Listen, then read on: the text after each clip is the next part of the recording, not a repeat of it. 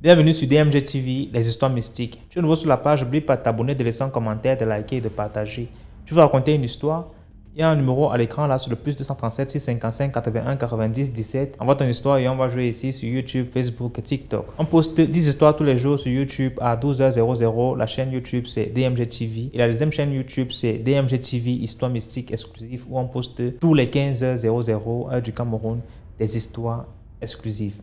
Voilà, je vous invite à vous abonner partout, Facebook, YouTube, TikTok pour nous suivre. Et voilà, on fait le direct tous les mercredis et vendredis à 20h00 sur TikTok qui est toujours DMG TV. Voilà, donc on va écouter 10 histoires aujourd'hui. S'il vous plaît, écoutez attentivement, s'il vous plaît. Laissez des likes, commentez, partagez. Je sais, j'ai fait la même introduction tout le temps, oui, mais c'est ça. Laissez des likes, partagez, commentez. Ce qu'on fait, c'est pour sensibiliser. Ça ne coûte rien de nous donner un peu de force avec juste un like. Voilà, merci beaucoup. Écoutons la première histoire. Oui, DMG, j'ai une autre histoire. Ça se passe dans ma famille. C'est une cousine à ma mère qui a eu une fille. Donc, elle a sa première fille et avant même le retour des couches, elle tombe enceinte. Donc, elle comprenait rien du tout. Donc, elle se retrouve enceinte. Donc, elle est enceinte et la première fille marche à peine, n'avait même pas commencé à marcher qu'elle accouche de la deuxième fille. Et les deux se ressemblent comme deux gouttes d'eau. Elles sont comme des jumelles. Mais ce qu'elle avait remarqué, c'est que les deux, la deuxième fille n'arrêtait pas de taper sur la grande. Tout le temps, tout le temps. Et elles ont toujours grandi comme ça, où elles n'arrêtaient pas de se battre. Et la grande, elle fuyait toujours. Et la petite, c'était une teigneuse. Elle passait son temps à poursuivre sa sœur. Même quand elle rampait, c'était comme ça. Quand elle marchait, tout le temps, la bagarre, la bagarre, la bagarre. Donc, un jour, quand elles ont commencé à marcher, quand elles ont commencé à parler plutôt, la mère pose la question à la dernière en disant « Mais pourquoi tu tapes toujours sur ta grande sœur? Qu'est-ce qu'elle t'a fait ?» Dire oui, elle m'a volé quelque chose. Mais elle t'a volé quoi? Elle t'a volé. Donc, lui dit, bah, écoute, si elle t'a volé un gâteau ou un truc comme ça. Non, non, non, elle m'a volé quelque chose. Donc, il se passe du temps. Donc, elles doivent avoir dans les 4 ou 5 ans. De nouveau, la bagarre éclate. Et à chaque fois, on ne pouvait pas les laisser toutes les deux toutes seules. Tout le temps, c'était la bagarre. Donc, à un moment donné, ça commençait quand même à inquiéter les parents qui se posaient, qui se demandaient vraiment ce qui se passait quoi, entre les deux. Et c'était vraiment, c'était pas une petite bagarre, c'était vraiment un truc où la deuxième n'arrêtait pas de dire, tu vas me le rendre, en fait, tu vas me rendre ce que tu m'as pris. C'est bien, tu as fui pour venir jusqu'ici, mais je t'ai rattrapé, tu vas me le rendre. Et donc, la mère en parle avec son mari quand même que cette affaire commence à être un peu risquée et bizarre parce que deux sœurs ne peuvent pas se détester comme ça. Encore la première, ça va, mais la cadette, elle n'arrête pas de taper sur son aîné et de lui réclamer quelque chose. On a beau essayer de faire parler, lui demander qu'on allait payer, de restituer. Mais la deuxième ne veut rien savoir, que sa sœur doit absolument lui rendre ce qu'il lui a volé. Donc, vers les coups de 7-8 ans, et là, il y a une bagarre qui éclate encore entre les deux. Ça se calme et à chaque fois, ça revenait. Et donc, vers les 7-8 ans, là, elle recommence à s'étriper. Et cette fois-ci, la vérité est sortie. Les parents les font asseoir en disant mais cette affaire c'est compliqué donc nous on ne comprend pas. Est-ce que vous pouvez nous raconter ce qui se passe? Voilà ce que la seconde va raconter parce que depuis là l'aînée est toujours muette, elle dit rien. Et donc la seconde dit ben voilà, là où on était dans notre royaume, elle m'avait emprunté de l'argent. Elle m'a dit, je vais te rendre ton argent parce qu'elle avait besoin d'argent pour ses enfants. parce que son mari était parti. Donc, elle avait besoin de l'argent et elle a promis me rembourser. Sauf que les mois ont passé, les années, elle ne me rendait pas mon argent. Et puis, elle a décidé de fuir.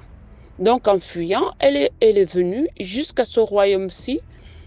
Et là, moi, je l'ai cherché et on m'a indiqué que c'était par ici. C'est pour cela que je suis venue.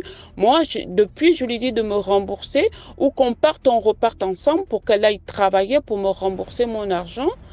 Et elle ne veut pas me rembourser. Donc, du coup, je suis bloquée ici avec elle et moi, j'ai mes enfants qui me cherchent. Donc, il faut absolument qu'elle me rembourse pour que je puisse repartir chez moi. Alors là, c'était vraiment un coup de tonnerre dans la famille. Mais quel argent, mais quel royaume. Et là, les parents ont dit, bah, écoute, on va te donner. Donc, à l'époque, ma mère me dit, parce que ça, on en a beaucoup parlé dans la famille, on te donne 25 francs. Elle dit, non, c'est pas cet argent. Comment était cet argent? Elle dit, ben, cet argent ne se trouve pas ici. C'est l'argent du royaume. Donc, il faut absolument qu'elle me rembourse mon argent. Et donc, c'était vraiment un gros problème dans la famille. Mais après, on les a amenés chez un praticien qui a décidé, pour que les choses s'arrêtent, de leur fermer la tête, c'est-à-dire faire une cérémonie de l'oubli pour qu'elles oublient tout leur passé et vivre l'instant présent. Donc, suite à la cérémonie de l'oubli, c'est comme ça que les deux sœurs ont pu se réconcilier parce qu'au sortir de là, elles se rappelaient plus du tout de rien. Elles savaient qu'elles étaient l'enfant du même ventre, donc c'était des sœurs et que, bon voilà, elles étaient sur ce terme, mais ça reste toujours une interrogation dans la famille parce que de temps en temps, on essaie de parler de ça, mais elles ne se rappellent plus de rien, quoi. Donc maintenant, aujourd'hui, c'est des grandes femmes, elles ont la quarantaine bien sonnée, mais c'est des personnes qui intriguaient dans la famille parce qu'elles se ressemblaient tellement. Et donc l'autre avait pris l'apparence de l'autre pour mieux se fondre dans la masse, pour pouvoir se rapprocher d'elle, pour restituer la dette. Donc voilà. Donc c'est une histoire vraie parce que moi je les connais. C'est des cousines éloignées. Et donc aujourd'hui, elles s'entendent très bien, mais je me rappelle aussi à cette époque-là comment elles s'étripaient, quoi. C'était horrible de les voir se battre. Donc voilà. Donc c'est pour dire que effectivement, il existe plusieurs mondes. On peut dire 2 mondes, 3 mondes, on ne sait pas. On ne sait pas de quelle galaxie elles arrivaient, mais elles ont atterri quand même sur cette terre. Et puis bon, voilà. Donc du coup, voilà, on a vécu ça dans la famille. Et c'est des personnes qui sont pas reparties, qui sont encore là, et elles ont fondé chacune une famille. Et elles vivent tranquillement avec nous. Et il n'y a pas de moralité dans cette affaire, mais c'est pour dire que juste que ceux qui ne croient pas au mystique, que des choses qu'on ne maîtrise pas, qui sont invisibles à nous, sont là, ça existe réellement, et c'est à nous de faire vraiment attention à qui on côtoie, parce que des fois des gens arrivent de l'autre monde et on ne sait pas par leur comportement, on essaie d'expliquer l'inexplicable des fois. Soyez bénis. Merci beaucoup pour l'histoire. Maintenant, écoutons la deuxième histoire. Bonjour DMG. J'ai une petite histoire à raconter. Bon, mon histoire est de donner conseil à ceux qui ont vu les autres. Quand vous voyez quelqu'un qui est bien assis, à l'aise, il a tout. Les autres ont vu. Mais eux là, ceux-là que nous envions là, eux ici à leur tour nous ont vu. Par rapport à notre façon de vivre, par rapport à notre simplicité, nous sommes libres à faire tout. Par rapport à eux, ils sont obligés à faire certaines choses que leur cœur ne veut pas faire, mais ils sont obligés de faire. C'est un peu ça mon histoire. Mon histoire, c'est comment? C'était une femme qui s'est mariée avec un homme. L'homme était riche, l'homme avait tout. Et après, ils ont eu 3 enfants. Mais la femme ne connaissait pas la provenance de la richesse de son mari. C'est seulement après avoir 3 enfants qu'un beau jour, le mari lui dit, Le moment est venu, ma femme, je dois te dire la provenance de mes richesses. Et le monsieur a dit à la femme, comme le monsieur a vu déjà qu'ils ont déjà 3 enfants, par rapport à ce qu'il va dire à sa femme, et après là, ils n'auront plus des enfants. Comme ils ont déjà 3 enfants, ça leur suffit. Et le jour, la femme a dit, raconte-moi. Et le monsieur a dit que moi, je suis un occultiste, dont la provenance de mes richesses là, ce sont des sciences occultes. Et à partir d'aujourd'hui, si tu veux que nous demeurions de la richesse, tu dois sortir avec un autre homme. La femme a dit, donc c'est ça, c'est tout. Le monsieur a dit, c'est tout comme demande. La femme a dit, c'est pas un problème. Et le monsieur a dit, l'homme que tu vas sortir avec lui, tu vas pas le chercher dehors. Mais tu vas l'attendre seulement ici dans la maison. La femme a dit, comment ça? Oh, toi, à partir de minuit, tu dois rester dans la chambre. Dès qu'il est 23h55, tu dois rester dans la chambre. Et le monsieur là va apparaître dans la chambre. La femme a dit, comment ça? Elle dit, fais seulement ce que je t'ai dit. Et à partir de 23h55, là, la femme est restée dans la chambre. Et le monsieur s'est mis au salon. Subitement, à minuit pile là, la femme sent un grand vent dans la chambre. Le monsieur lui avait dit, si tu cries, après ce que tu verras là, si tu cries, la suite ça te regarde. Donc faut pas crier. Et la femme s'est retenue dès qu'il a senti un vent terrible dans la chambre. Comme la maison était en étage, les chambres étaient en haut. Et elle a senti un vent terrible souffler de la chambre. Et c'est un gorille, un gros gorille qui est apparu. Et la femme s'est ressaisie. Elle avait vraiment peur, elle tremble de peur. Un grand gorille. Et le gorille là, a fait l'amour. Et en partant, le gorille s'est transformé en serpent. Et après là, le monsieur a su que tout est fini. Le monsieur est remonté dans la chambre. Et à partir de ce jour-là, c'était tous les jours à minuit, tous les jours. Et la femme, depuis le premier jour qu'elle était sortie avec le gorille là, la femme a commencé à saigner 1 année, 2 ans, 3 ans. La femme ne faisait que saigner. Et la femme a maigri malgré qu'elle roulait carrosse. Elle a maigri. Donc après un beau jour, la femme a dit non, j'ai supporté, je n'en peux plus. Et elle était obligée d'aller voir un prêtre. Et le prêtre lui a dit, si tu veux sauver ta vie, il faut sortir de cette maison. Et laisser tout, n'amène rien, n'emporte rien que le mari t'a acheté, que tu achètes avec l'argent de ton mari, n'amène rien. Et la femme était obligée de sortir. La femme a dit auprès de mes enfants, la femme a dit, c'est sans vos enfants, ton mari ne fera rien aux enfants. Il ne fera rien. Donc toi, pour sauver ta vie, tu dois seulement sortir, bras ballants, n'amène pas quelque chose acheté par l'argent de ton mari. Et la femme était obligée de sortir de la maison conjugale. Elle a tout laissé, et elle est partie. Bon, bref, c'est un peu ça mon histoire. Parce que les gens ont tendance d'envier. Quand vous voyez quelqu'un rouler carrosse, la fille là, la femme là, son âge. Mais toi, tu ne sais pas ce qu'elle vit tous les jours. Au contraire, toi, estime-toi heureux parce que tu es libre. Nuit comme jour, tu es libre de faire ce que tu veux, tu es libre. Bon, merci, c'était ça mon histoire. Merci beaucoup pour l'histoire. Maintenant, écoutons la 3e histoire. Bonjour DMG, bonjour toute la team. Je viens vous raconter une histoire qui s'est passée quand j'étais adolescente. Alors, c'était un après-midi, j'étais à la maison et j'ai une cousine qui est venue me rendre visite, une cousine qui n'habitait pas très loin, qui est venue me rendre visite à la maison. Donc elle vient me rendre visite et tout, on passe du temps et il est l'heure pour elle de rentrer chez elle. On avait pour habitude de se raccompagner. Donc on a marché ensemble et sur le chemin, je vois une vieille femme qui n'a pas de pied. Elle n'a pas de pied, donc elle n'a même pas de jambes en fait, même les cuisses elle n'en a pas.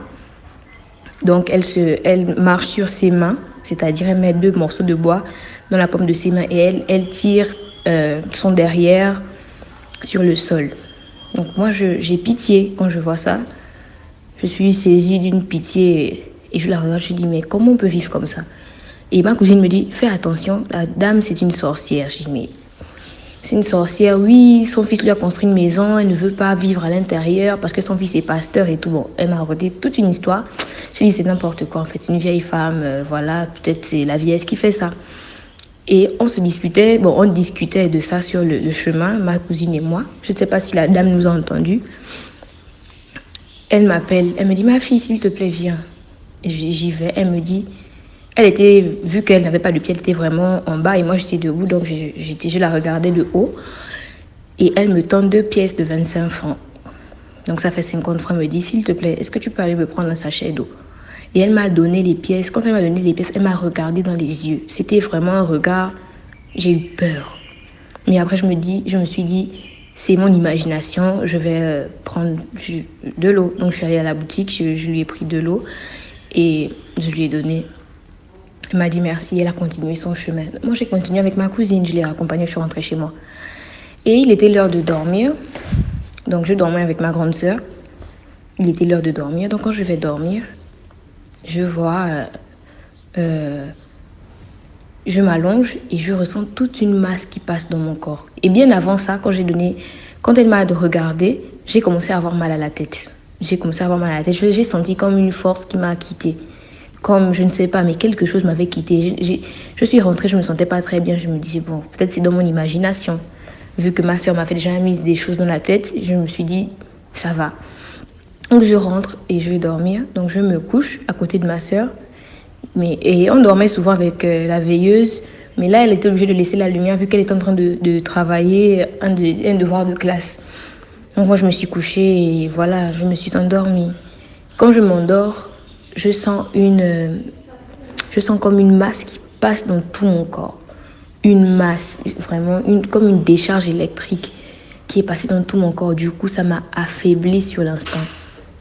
Donc, quand ça m'a affaiblie sur l'instant, je vois comme mon bras maintenant, parce que j'étais allongée un peu comme sur la main, je vois comme mon bras veut sortir de mon corps. Et je commence à paniquer et je veux crier pour dire à ma soeur, mais attrape-moi, tu vois pas ce qui se passe. Mais j'arrive pas à bouger, j'arrive à rien faire, rien du tout. Je veux parler, mais la voix ne sort pas. Et à un moment, je me suis fatiguée, je suis restée tranquille. Mais je faisais tout pour que mon esprit ne sorte pas de mon corps. Je faisais vraiment un gros effort. Et j'arrive pas à bouger, j'étais là. Et j'essaie de crier le nom de ma soeur. Ma soeur, elle est en train de travailler. J'avais les yeux fermés, mais je voyais toute la chambre, je voyais tout ce qui se passait. Et à un moment, je reste tranquille. Quand je reste tranquille, je vois tout ce qui s'est passé dans la journée. Et quand je vois tout ce qui s'est passé dans la journée, je me revois maintenant devant cette femme-là avec ma cousine. Et quand elle me donne les 2 pièces de 25 francs, je vois qu'elle se transforme en panthère. C'est une panthère en fait. Et je vois quelque chose quitter de ses yeux et rentrer dans les miens. Donc je vois ça et après un moment, je veux paniquer et j'entends la voix d'une condisciple de classe à l'époque que ma mère n'aimait même pas beaucoup. Ma mère me disait, elle a un nom bizarre, elle avait un prénom vraiment bizarre, atypique. Je peux pas dire, c'est parce que elle va peut-être se reconnaître, mais elle avait un nom vraiment bizarre. Donc ma mère me disait, il faut faire attention à cette fille, je ne l'aime pas. Et moi je disais, non maman, c'est ma copine. Et j'ai entendu la voix de cette fille-là qui me dit, c'est moi, j'appartiens à ce monde, viens me retrouver. Elle m'appelle par mon prénom. Je vais dire par exemple, quel prénom là? Daphné, viens, je suis là, viens Daphné, je suis avec toi, j'appartiens à ce monde, viens. Et j'entends des tambours, j'entends des gens qui crient. Et après, dans mon cœur, je me suis mise à prier. J'ai commencé à appeler Jésus. J'ai dit à Jésus, je ne veux pas faire ça. Je ne veux pas faire du mal, je ne veux pas aller, je ne veux pas. Et à un moment, je me suis réveillée. Et là, ça a été le début de mon calvaire. Parce que à chaque fois que j'allais quelque part, s'il y avait par exemple dans ces endroits-là des choses qui se passent, j'étais sensible à ça même quand j'étais dans ma chambre. Si j'allais passer des vacances quelque part et que des gens faisaient des réunions mystiques, j'avais tout de suite en fait le contact avec ces personnes-là. Je ne sais pas comment expliquer, mais je savais qu'il y avait des choses qui se passaient et j'ai grandi avec ça de 14 à 24 ans. C'est à 24 ans que j'ai été délivrée à l'église parce que ça commençait à devenir vraiment bizarre. J'avais vu des choses, des hommes politiques dans des réunions et tout. Et là, c'était la foi de trop en fait. Je ne pouvais plus supporter ce que je vivais. Et voilà, donc je suis allée à l'église et j'ai reçu une délivrance. Donc c'est pour dire que c'est pas tout le monde qu'on aide. Il faut pas avoir pitié de tout le monde. Il y a des personnes, des mendiants qui sont dans la rue, des personnes qui sont là pour juste pourrir votre âme en fait, pour essayer de soutirer des choses en vous, pour vous utiliser, vous faire participer à des choses que vous ne voulez même pas, à des choses que vous n'imaginez même pas. Donc on n'aide pas tout le monde. Il faut vraiment faire attention quand on aide une personne, invoquez le sang de Jésus. À chaque fois que vous donnez de l'argent à quelqu'un, invoquez le sang de Jésus. Vous donnez de gaieté de cœur, mais ces personnes-là, elles profitent de ça pour nous faire du mal. Donc c'était ça mon histoire. Merci beaucoup pour l'histoire. Là, écoutons la 4e histoire. Bonsoir de nouveau DMG. Je vais vous conter une histoire qui a été toujours rapportée par un mototaximan. Cette fois-ci, ça se passe dans la ville de Fumban. Ça s'est passé hier. Hier, aux environs de 23h30, il paraît qu'il y a une femme dans les trentaines qui a stoppé un mototaximan. Il lui est donné la destination d'une JC. Une JC, c'est un quartier de la ville de Fumban où il y a un hôpital catholique. Et dans cet hôpital, c'est le seul hôpital à Fumban où il y a la morgue. Voilà. La femme en question a stoppé le mototaximan et a donné sa destination dans ce quartier en JC. Mais plutôt au niveau du carrefour. Voilà. Le mototaximan portait la femme en question. Ils ont roulé pendant plus de 15 minutes. Arrivé au carrefour, le mototaximan s'arrête et dit « Madame, nous sommes arrivés ». La femme en question lui dit « Non, s'il te plaît, montez encore. Vers l'hôpital, tu me laisses ». Voilà, il redémarre la moto, il avance. Arrivé au niveau de l'hôpital, il arrive à destination avec la femme en question. Une fois que la femme est descendue, elle a payé le motoman en question. Et le motoman a précisé ceci. Une fois que la femme est descendue de la moto, puisqu'elle avait les rastas longs et noirs, le motoman dit qu'une fois que la femme est descendue de sa moto, donc tous ses cheveux étaient quittés de derrière la nuque, derrière la tête, et a couvert son visage. Elle était noire, sombre. Le gars n'arrivait plus vraiment à distinguer la personne qu'il a portée au départ, quoi. Donc bon, là, ce n'était pas son problème, il a pris son argent. Et subitement, en rentrant, le mototaximan a dit que non, mais qu'est-ce qui se passe? Je veux un peu voir ce qui se passe.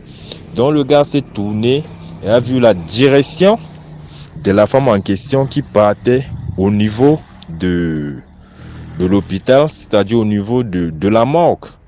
Le gars a vu la femme entrer à la morgue et le gars a été tourné. Le gars a démarré sa moto, il a fui, il est rentré hier en ville et il était vraiment bizarre. Il a raconté son histoire, il est rentré chez lui. Même aujourd'hui, on s'est renseigné auprès de ses collègues mototaximan. Les gars ont dit que non, il n'a pas travaillé aujourd'hui. Donc pour le moment, nous ne savons pas si vraiment il a été frustré ou je ne sais pas, quelque chose lui est arrivé plus tard ou bien je ne sais pas trop. Donc voilà. Donc cette histoire est un peu semblable à celle que je racontais tout à l'heure. Donc je vais toujours dire à nos frères qui travaillent dans la nuit de faire très attention. Parce que nous ne savons pas ce que nous pouvons transformer en soirée, surtout dans les heures tardives. Donc voilà, merci. Merci beaucoup pour l'histoire. Likez, commentez, partagez. Là, on va écouter la 5e histoire. Bonjour la communauté. Merci de liker, merci de partager. Et j'ai une histoire qui m'est personnellement arrivée. Alors, c'était dans les rues de Libreville. Alors, je devais avoir dans les 17 ans. Et un jour, je rentrais je crois que c'était au moment des foires. Donc, il y avait la foire de Libreville qui battait son plein. C'était ces périodes-là. Et je rentrais de la foire et avant d'arriver chez moi, j'entendais des cris. Alors donc je me suis approchée. C'était deux grands gaillards qui étaient en train de tabasser une fille.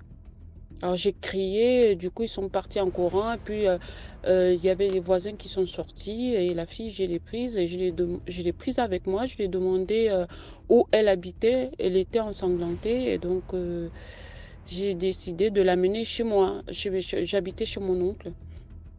Alors du coup, je l'amène avec moi, elle prend une douche et je la présente à mon oncle. Mon oncle me dit ben, il faut qu'elle dorme là parce que j'étais quand même rentrée, il était vers les coups de 20 heures. Donc, et comme elle avait des problèmes pour parler, donc elle a décidé, on a décidé de la garder.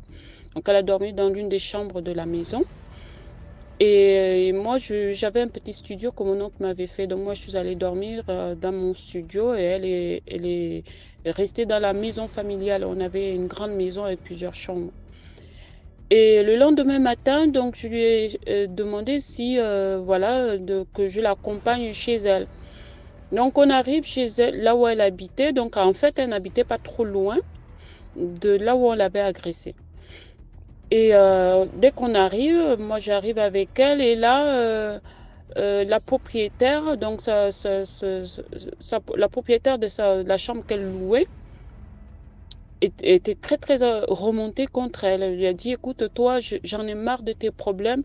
Qu'est-ce que tu as encore fait pour que tu reviennes la tête comme ça là? Parce qu'elle était vraiment le visage tuméfié. Et je dis non, non, non, moi je veux plus que tu rentres dans ma maison parce que tu n'apportes que des problèmes. Tu es une sorcière, je veux plus te voir et tu ramasses tes affaires et tu pars. Donc moi j'étais étonnée, j'étais pas venue pour rester. Et pris de compassion, donc je lui ai dit, écoute, je vais demander à mon oncle, vu que la chambre où tu as dormi là, c'est la mienne, mais comme mon oncle m'a fait le studio, du coup je dors plus dans la chambre. Je dors dans mon studio. Et cette chambre-là où elle avait dormi, la chambre était très très grande et il y avait une salle de bain et un endroit où on pouvait faire même une petite cuisine. Et donc du coup, j'ai dit, bon écoute, viens avec moi, je vais essayer vraiment de forcer la main à mon oncle pour qu'elle puisse te garder moyennant un loyer. Et donc je l'ai prise avec moi, on est venu à la maison. Et puis quand on voyait vraiment la fille, moi j'étais très très grande, je suis grande et elle toute menue, bon vraiment, on avait vraiment envie de la protéger. Bon, je connaissais pas son âge, mais plus tard je vais connaître son âge.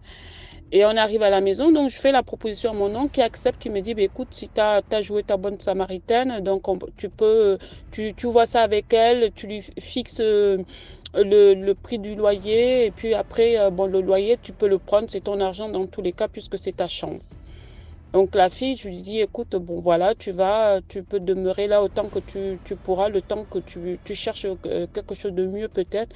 Elle me dit, mais non, mais c'est bon, moi ça me va très bien, au moins comme ça j'habite dans une maison où il y a un papa qui peut veiller sur moi. En plus, quand elle est rentrée, elle a vu qu'il y avait des bibles, parce que chaque soir on faisait l'étude biblique, donc il y avait des bibles sur la table, donc elle dit, au moins comme ça je suis chez les chrétiens, ça va aller et tout. Donc le premier mois, elle est tranquille, elle sort pas beaucoup. Et le deuxième mois, elle manifeste, elle commence à dire qu'elle doit aller s'inscrire dans une formation en tant que secrétaire. Donc mon oncle lui dit, comment tu vas faire pour te payer le loyer, comment tu vas faire pour payer déjà tes études et puis comment tu vas faire, tu travailles pas, comment tu vas faire pour payer la maison. Mais toutefois, on avait remarqué que depuis, au bout du deuxième mois, elle commençait à sortir le soir, souvent. Et ma mère me dit, moi, je veux pas cette fille, elle m'inspire pas confiance parce que elle a quelque chose en elle qui est complètement, qui est faux. Donc moi, je veux pas que tu traînes avec elle. Donc moi déjà, je sortais pas beaucoup, à part aller à l'école, au collège, au lycée, et je revenais, donc il y avait pas de souci. Donc je crois 3 ou 4 mois après, elle est toujours là, elle part pas. Et elle me dit, mais tiens, pour te remercier, ma chérie, je vais faire à manger. Dis-moi ce que tu aimes manger. Je lui dis, ben moi, j'aime bien manger du poulet. Et donc, c'était la période où nous, on était en train de, avec ma copine, on avait passé notre examen, donc on se préparait à aller faire la fête parce qu'on avait eu nos diplômes, donc on avait tout repoussé. Et donc, ma copine me dit, mais tiens, pour une fois, on va sortir un peu en boîte pour aller fêter nos diplômes.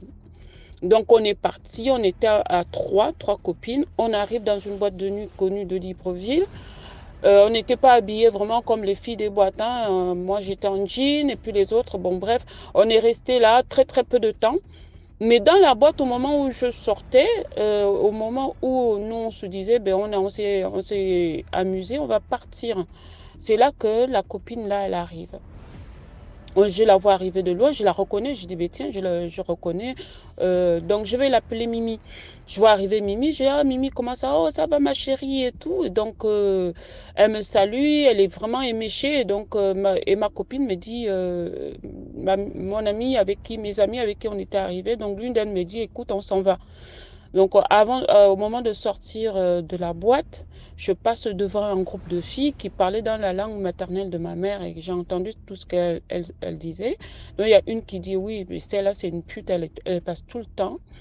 Elle passe tout son temps à voler les maris de ses copines. Elle n'est pas du tout fréquentable. Bon, moi, ça m'a touchée. J'ai dit, mais attends, on parle de la même ou franchement, c'est pas... Et, et donc, je le dis à ma copine, ma meilleure amie. Elle me dit, écoute, ce que maman avait dit, c'était sûrement vrai, qu'elle doit cacher son jeu. Donc, fais vraiment attention. Donc, le jour où elle me demande de venir manger avec elle, qu'elle avait préparé le poulet, donc je viens avec elle. Dans la chambre, elle dresse la petite table qu'elle avait mis, elle avait bien décoré la chambre, c'était propre, mais il n'y avait rien à redire. Et là, on finit de manger. Donc, au moment où moi, je veux débarrasser les assiettes, je dis, ben, tiens, je vais aller mettre dans la poubelle. Elle me dit, non, non, non, il n'y a pas de souci, je vais le faire. Je dis, ben non, mais moi, comme je sors de la chambre, je vais directement au salon et puis la cuisine, je peux mettre les restes de la nourriture. Elle me dit, non, c'est bon, je vais débarrasser. Bon, moi, je ne me suis pas méfiée. Et peu de temps après, elle disparaît. Et puis mon oncle me dit, mais tiens, ça fait un moment que je n'ai pas vu ta locataire là. Elle est où? J'ai dit, mais moi non plus, je ne la vois pas. Donc elle disparaît et peu de temps, elle fait peut-être 2 ou 3 semaines, on ne la voit pas. Il y a toujours ses affaires, la chambre est fermée et donc on suppose qu'il y a toujours ses affaires. Donc quelque temps après, on la revoit revenir. Elle est habillée juste d'un petit pagne rouge et avec autour d'elle, disons d'un côté comme de l'autre, des cordes. Donc les cordes se croisaient dans le dos et devant. Et elle avait juste un petit pagne qui faisait office de soutien-gorge. Ce petit pagne aussi était rouge. Et donc, mon oncle, quand on la voit arriver comme ça, il y a un taxi qui la dépose. Elle vient avec un seau et puis plein de feuilles et tout. Elle descend. Et moi, je lui pose la question. J'ai dit, tu vas bien? Elle ne me répond pas. Elle ouvre la porte et elle rentre dans la chambre et ferme la clé. Plus rien. Puis peu de temps après, bon, on la voit qui ressort presque une semaine après, donc on ne la voyait pas du tout. Et moi, je vais aller tambouriner à la chambre pour lui demander ce qui se passait. Rien à faire. Alors, je lui pose la question, je lui dis derrière la porte, Mimi, tu vas bien? Mais je n'arrêtais pas de lui dire. Et puis, peu de temps après, quand elle est ressortie, elle était toute belle, toute pimpante, joyeuse, comme si de rien n'était. Et elle me dit, tu peux m'accompagner sur la route? Je dis, mais t'accompagner sur la route, pourquoi? Elle me dit, non, mais je dois aller prendre le taxi, là, accompagne-moi. Puis moi, je trouve ça complètement bizarre. Je dis, bon, ok, je t'accompagne. Donc, on arrive sur la route. Et là, il y a une voiture. À peine on arrive sur la route, il y a une voiture qui passe avec un Européen. L'Européen s'arrête. Et puis, une deuxième voiture. Et une troisième. Elle lève la main, et tout d'un, comme si elle arrêtait un taxi. Et il y a deux, trois voitures qui s'arrêtent en même temps. Et moi, je suis étonnée. Je dis, tu les connais, ces messieurs? Non, non, non, du tout. Et puis bon, elle se choisit une voiture et puis paf, c'était que des Européens. Elle monte dans la voiture et s'en va. Et puis, peu de temps après, moi, je commence à avoir des violents maux de tête. J'étais pas bien du tout. J'avais envie de vomir. L'année scolaire avait commencé. Et cette fille aussi, elle avait commencé aussi la formation elle avait décidé de faire. Donc, elle allait à sa formation et tout. Et donc souvent des maux de tête et ma mère, elle est vraiment inquiète. Donc on se met à prier, rien ne se passe et on ne comprend pas pourquoi j'ai des violents maux de tête. Mais c'était affreux. Et donc un jour, il y a l'une de mes tantes qui arrive à la maison et qui me voit avec un bandeau à la tête. Parce que ma grand-mère, à l'époque, nous disait quand tu as très très mal à la tête, tu te mets un bandeau avec, donc on m'avait écrasé les plantes, on a mis à même le front et puis on a attaché un bandeau. Elle me dit, mais il faut vraiment que tu ailles consulter. Et bon, ni plus ou moins, ma mère me dit, bon, allez, on va quand même aller voir et tout. Donc, on est allé voir quelqu'un et puis la personne me pose la question, me dit, mais est-ce que, est-ce que tu as des amis? Je dis, oui, j'ai des amis et tout. Je donne le nom de mes amis. Elle me dit, non, non, non, non. Il y a une personne que tu as fait rentrer dans ton cercle. Alors, ma mère, elle dit, non, non, mais ça ne peut qu'être Mimi. Parce que cette fille, elle est bizarre. Et la dernière fois, elle était arrivée avec des pagnes rouges et tout. Et voilà. Donc, le monsieur dit, ben, c'est elle. Elle a pris quelque chose qui t'appartenait. Donc, ma mère dit, mais dis-nous. Donc, en fait, pour expliquer, elle avait récupéré, elle avait vu que j'avais une étoile qui brillait. Et souvent, elle me disait que, ben, toi, franchement, je ne te comprends pas. Une belle fille comme toi, je ne t'ai jamais vu avec un homme, avec un mec. Qu'est-ce que tu as? Pourquoi tu n'es jamais avec les hommes? Et moi, je lui disais, non, mais pour le moment, ça ne me dit rien. En fait, c'était ça. Donc, le monsieur dit, elle a détecté ton étoile. Elle est rentrée dans ta vie. Elle est vraiment insérée dans ta vie. Elle t'a volé quelque chose. Ce qui fait que elle brille maintenant et toi, comme tu as un esprit fort, ton truc n'est complètement pas parti et ça te fait de violents maux de tête. J'avais des maux de tête tellement c'était violent que des fois j'avais des saignements. Donc j'avais le nez qui saignait. Et donc ce monsieur, il m'a fait des soins, il m'a mis des trucs dans les narines et tout ça là. Et puis il m'a dit, ben, écoute, à partir de maintenant, tu dois prier parce qu'elle a récupéré les os quand vous avez mangé le poulet. Donc c'est ces os-là qu'elle avait récupérés et amené chez quelqu'un qui a fait tout ça là, le transfert. Donc, il faut absolument qu'on te fasse un truc pour te restituer ce qui t'a été arraché. Donc, peu de temps après, il y a deux hommes qui viennent lui demander en même temps, donc deux Européens. On est à la maison, les deux hommes s'amènent, ils demandent comme ça. Et puis, bon, nous, on dit, ben, elle n'est pas là. Donc, pendant que les deux hommes-là, deux Européens, c'est comme s'ils se connaissaient même en plus. Et il y avait un troisième. Donc, en fait, elle était en train de descendre d'une autre voiture, d'un autre Européen. Et les trois se sont retrouvés nez à nez. Et donc, une bagarre a éclaté. On ne sait pas pourquoi. Ils ont commencé à se taper dessus. Et il y a un qui a sorti une machette. Et le mec sort une machette, il se met à la poursuivre en courant. Donc, elle a couru jusqu'à la maison. Le monsieur est derrière elle. Et mon oncle qui s'interpose, qui demande à cet Européen, qu'est-ce qui se passe? Et l'Européen, on l'avait vu plusieurs fois, il venait, bon, j'abrège, hein. Et l'Européen dit, mais oui, c'est une pute, je comprends pas comment cette fille, elle est comme ça. Et pourtant, elle n'est même pas belle et elle me fait tourner en bourrique. Elle m'avait dit qu'elle était sérieuse. Je viens, je trouve un homme et encore un autre et encore, j'en ai marre. Moi, je crois que c'est bon, là, je ne vais plus la financer et tout. La nana, elle se met à pleurer, à se jeter par terre. Oui, s'il te plaît, ne m'abandonne pas et tout. Donc, mon oncle, déjà, par rapport à ce qui s'était passé avec moi, avait décidé de la faire sortir de la maison. Donc, peu de temps après, elle vient se plaindre qu'elle a un zona. Donc, le zona, quand on la voit, elle sortait pas de la chambre, elle était toujours malade. Et quand moi, je vais lui dire, écoute, il faut vraiment que tu ailles à l'hôpital. Et on voit les traces, le zona, c'était exactement les cordes qu'elle avait mis autour de son épaule, disons les cordes qu'elle avait quand elle s'était fait initier, qu'elle s'était ramenée avec ses pagnes rouges. Donc tout le corps était brûlé. Elle avait des brûlures, c'est comme si on l'avait brûlée avec du feu. Et donc elle est partie à l'hôpital. Suite à ça, sa vie a commencé à tourner mal. Et donc un jour comme ça, on ne sait pas comment, elle est partie d'elle-même. Et une année, même, je crois une année passée, moi j'avais voyagé, j'étais partie à l'étranger. Quand je suis revenue au Gabon, c'est là que j'ai rencontré l'une de ses cousines que je connaissais de vue, qui me dit, écoute, Mimi, elle a été assassinée. Donc elle a été assassinée par un Européen à qui elle avait détourné de l'argent. Donc cet Européen avait payé du monde pour pouvoir l'assassiner. Donc on l'avait retrouvé au bord de mer de Libreville. Et voilà comment cette fille-là est décédée. Donc c'est pour dire qu'on doit se méfier. On ne sait pas qui on fait rentrer dans notre maison, dans notre cercle, et ne pas trop faire confiance à qui que ce soit. C'est vrai que j'ai fait un acte de gentillesse parce que cette fille, je l'ai prise, je l'ai trouvée au bord de la route et je me suis dit, je vais aider quelqu'un. Mais bon, malgré tout ce qu'elle m'a fait, moi j'ai pardonné à cette fille, surtout quand j'ai appris les circonstances de son décès.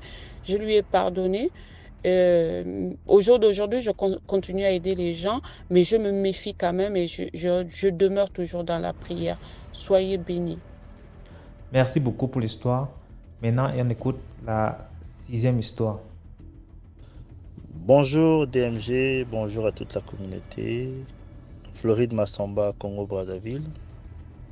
Merci de partager, de liker, afin de sensibiliser un maximum de personnes. Alors, je vais vous raconter une petite histoire qui m'est arrivée récemment, il y a juste quelques mois. J'ai perdu ma mère, elle est morte le 9 mars. Donc, le jour où elle meurt, c'est le jour où on est en train d'enterrer sa petite sœur.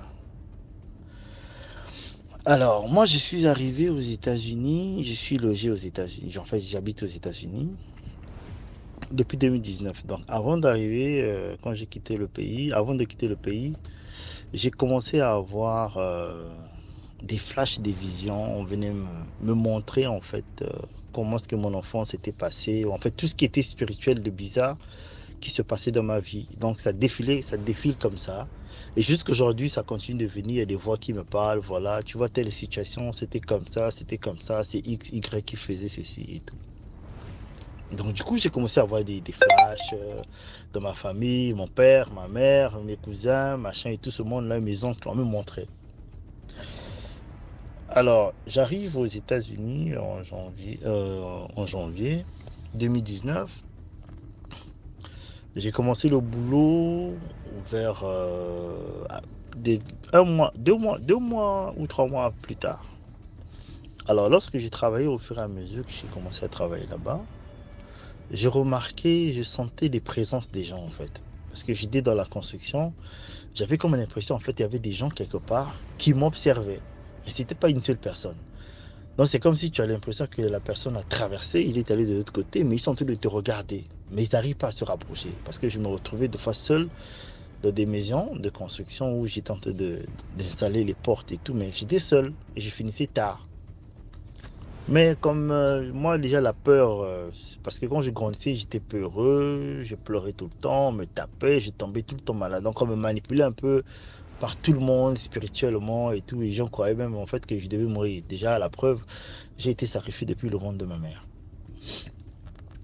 Alors, au fur et à mesure que ça se passait, mais je ne gérais pas parce que je n'avais pas vraiment peur. Mais je parlais seulement, j'ai dit, celui qui est en train de venir, j'espère seulement qu'il vient pour quelque chose de bien. Mais s'il vient pour quelque chose de mal, tant pis parce que moi, je ne vous dois pas, je ne vous connais pas aussi. Je pense que celui qui vient me voir, si on se connaît, si c'est dans le bon sens, il me fera savoir que je suis un tel. Mais s'il se casse, ça veut dire qu'il vient pour de mauvaises intentions. J'ai passé donc 2019, 2020. Fin 2020, je déménage. De là, j'arrive dans un autre état. Je viens pour travailler. Bon, ici, des présents, c'est quand je quitte la maison, je roule pour le travail. C'est vite fait en passant. Et après, j'ai juste prié, comme je connais un peu des formules, comment ça se passe pour essayer un peu d'échapper à tous ces esprits-là. Je suis toujours dans la prière. Et récemment, dès que ma mère décède, c'est d'abord la petite sœur de ma mère, que je vais nommer ici Mambweni Annie. Elle habite en Italie. Alors, quand ma mère fait la crise et tombe malade, parce qu'elle a juste fait 2 semaines de maladie, elle se retrouve à l'hôpital. Et elle, depuis l'Italie, elle appelle mon grand frère. La première des choses qu'elle demande, est-ce qu'elle ouvre les yeux? Moi, ça m'a quand même tiqué, parce que moi, je ne discute pas avec eux. Après, quand j'étais en train de réfléchir, mais comment la première des choses qu'elle demande si elle ouvre les yeux ou pas? Je sais pas, je vais travailler. Ça, c'est après l'enterrement, machin et tout, je vais travailler. Et ici également, j'ai commencé à avoir des flashs. Tout le temps. Donc, j'étais au travail ce jour-là. Parce que je travaille de nuit. Et quand je ferme les yeux, j'ai des programmes des gens, des amis, Et du coup, ce jour-là, j'avais reçu le programme de 2 de mes amis. Je reçois le premier programme, je ferme les yeux, j'ouvre, parce que des fois c'est dans le songe, des fois c'est juste assis comme ça vient. Alors pour la 3e fois, j'ouvre les yeux, je vois une dame devant moi. Mais cette dame, elle ne me voit pas, mais moi je la vois. Donc c'est comme si c'est quelqu'un qui a atterri quand on suit souvent dans les démonstrations, dans les films, la personne apparaît comme ça. Mais elle avait une arc, elle avait l'arc en fait, et elle avait une flèche, donc elle était venue dans le but de me piquer ça. Je ne sais pas si c'était empoisonné, en fait, c'était pour me faire du mal. Je suis resté tranquille, j'ai dit, mais attends, ça c'est quoi ça? Mais comme je n'ai pas peur, je suis seulement resté tranquille. Donc elle, maintenant, quand elle a atterri, elle était presque à moitié nue, mais elle était tachetée de petites rondelles sur elle de couleur blanche. Et elle avait autour du sexe un petit, un petit tissu seulement pour cacher le sexe, c'est tout. Et quand elle a atterri, elle regardait de gauche à droite pour voir là où j'étais, donc pour avoir ma position.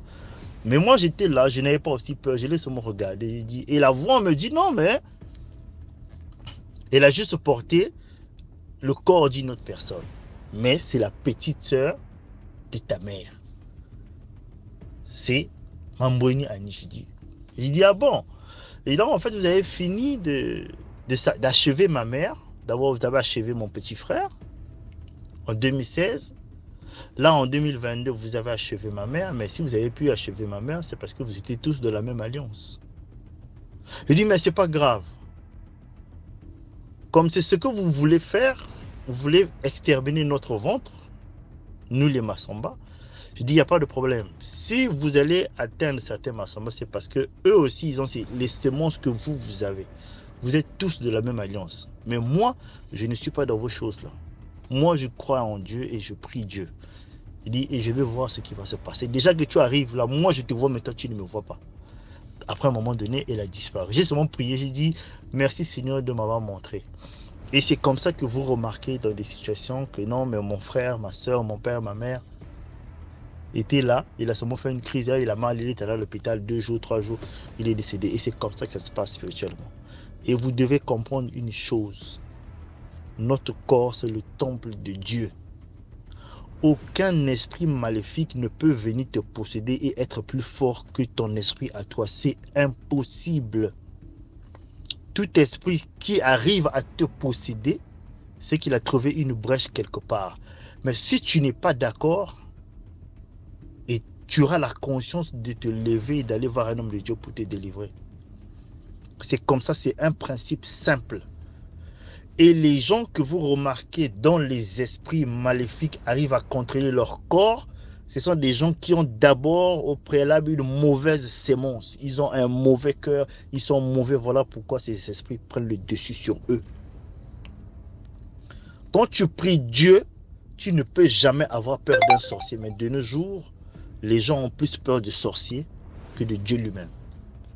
Merci à tous. Partagez et likez. À la prochaine histoire. Merci.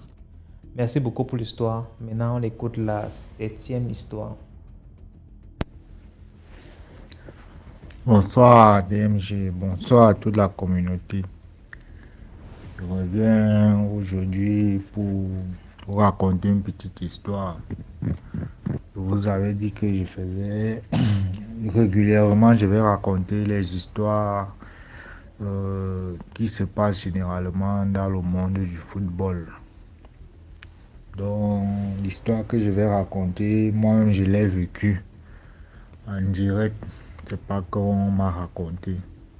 Bon, vrai que j'avais d'abord suivi cela, mais je me disais que c'était les faits. Il s'agit d'un ancien lion indomptable. Ancien lion indomptable qui a même fait les beaux jours. Les lions indomptables. Donc, on avait un petit terrain du côté de Mimboman, la descente d'On Bosco, qu'on appelait là-bas le château, le docteur. C'est comme ça qu'on appelait le petit stade. Donc, on se retrouvait là-bas à 6 heures. Il y avait beaucoup de professionnels, beaucoup d'anciens footballeurs, beaucoup d'anciens internationaux. Mais ce jour-là, il se passe que il y a 2 anciens internationaux qui ont misé une somme de 50 000 francs que le gagnant de l'un des 2 camps devait remporter. Bon, le match s'est joué normalement. Les 2 équipes se sont séparées, nez à nez, 0 but partout. C'est comme ça que un des anciens lions nous dit, bon, comme j'ai été content de la prestation des gars, vous m'avez vraiment fait couler la sueur, je vais vous inviter chez moi. C'est comme ça qu'on entre dans les voitures, on prend les taxis. Certains partent avec leur voiture.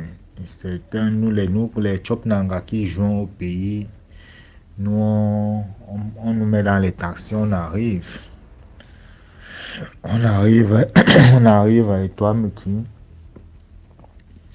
On reste là toute la journée on cause, on nous fait à manger, on boit, on cause, ceux qui boivent les jus, on envoie acheter, ceux qui boivent la bière, on boit.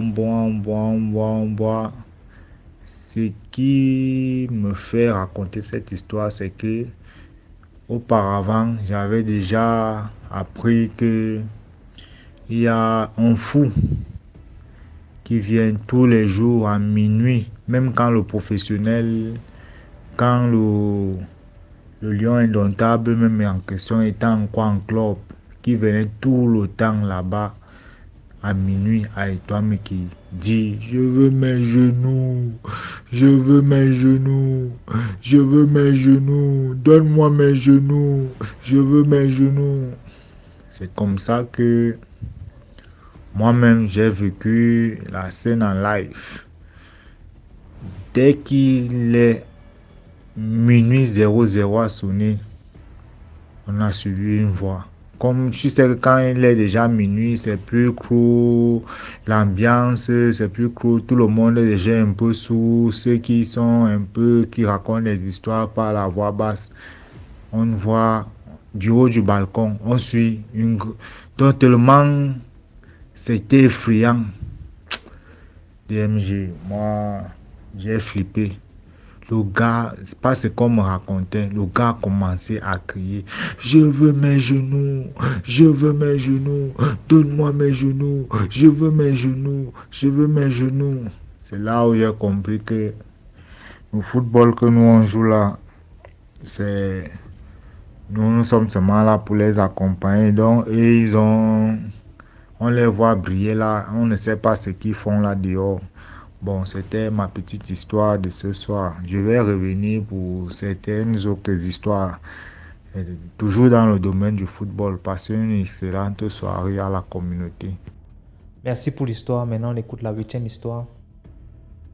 Bonjour DMG, bonjour à la communauté DMG. Je viens encore remercier toutes ces personnes qui partagent leurs histoires, toutes ces personnes qui partagent leur expérience. Merci à vous. Merci et que Dieu vous bénisse encore, que Dieu te bénisse encore, DMG. Je veux dire que je te suis depuis l'année passée. Alors, je parle de toi à par ma communauté, je parle de toi à mon entourage, réseaux sociaux comme personnel. Voilà.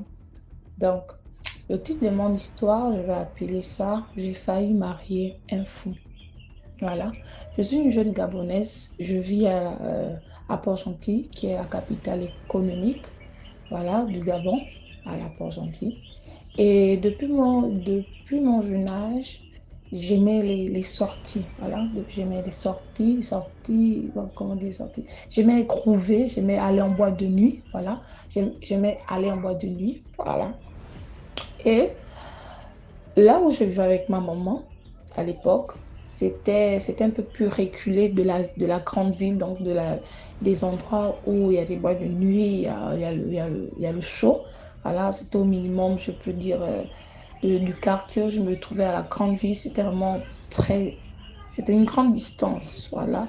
Et là où je vivais, c'était encore un quartier un peu reculé. Donc, il n'y avait pas encore les lampadaires, voilà. Il n'y avait pas encore les lampadaires. Il y avait les lampadaires, mais ce n'était pas encore très populaire.